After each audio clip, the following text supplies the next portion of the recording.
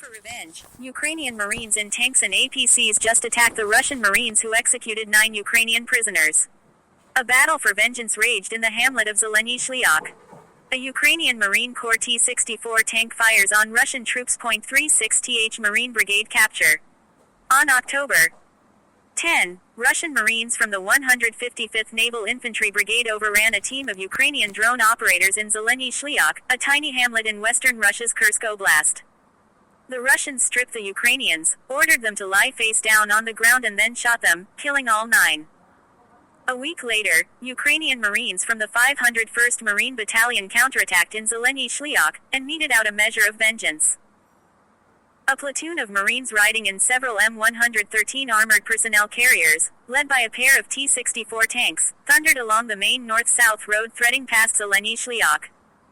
The T-64s popped smoke for cover and blazed away with their 125mm guns, scoring a glancing blow on at least one Russian vehicle. A Ukrainian drone spotted 5 dead Russians. This is just a small part of the enormous work they do every day. The battalion wrote about its Marines. The 501st Marine Battalion isn't the only Ukrainian unit that's out for revenge in Kursk, which a strong Ukrainian force invaded on August 6, quickly seizing a salient measuring several hundred square miles. 3 elite Ukrainian brigades, the 82nd and 95th Air Assault Brigades and the 47th Mechanized Brigade, have also counterattacked the 155th Naval Infantry Brigade. On Friday, the 95th Air Assault Brigade cornered a Russian Marine platoon near Zelenyi Shlyakh and wrecked it with drones, tanks, missiles and mines, reportedly destroying 3 BTR-wheeled armored personnel carriers and killing 30 Russians. The teleportation of the enemy to hell took place in a complex way, the Ukrainian Air Assault Branch boasted. For the 400-person 501st Marine Battalion, the mission of revenge is also a mission of redemption. The 501st Marine Battalion was part of the Ukrainian garrison in Crimea when Russian troops invaded the strategic peninsula in 2014.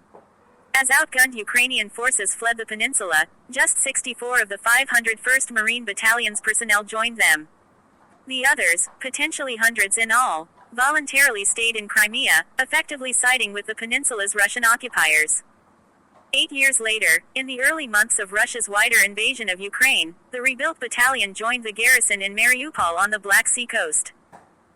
In the early days of the wider war beginning in February 2022, Russian troops laid siege to Mariupol, ruthlessly starving and bombing the city's garrison as well as its civilian population.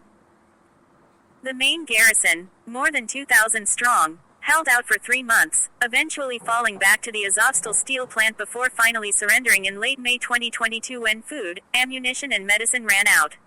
The 501st Marine Battalion was not among the final holdouts. Instead, it gave up 6 weeks earlier during the first week of April. Decimated in Mariupol, the 501st Marine Battalion had to be rebuilt a second time. Reconstituted with new officers and fresh recruits, the unit rejoined the war in 2023. And in August, it rolled into Kursk, and met a Russian Marine unit with a past even more shameful than its own. Bloodied on 3 sides by the Ukrainian Army, Air Assault Forces and Marine Corps, the 155th Naval Infantry Brigade is in trouble. Like the Ukrainian 501st Marine Battalion, the Russian brigade has been destroyed and rebuilt multiple times throughout Russia's 32-month wider war on Ukraine. It could happen again.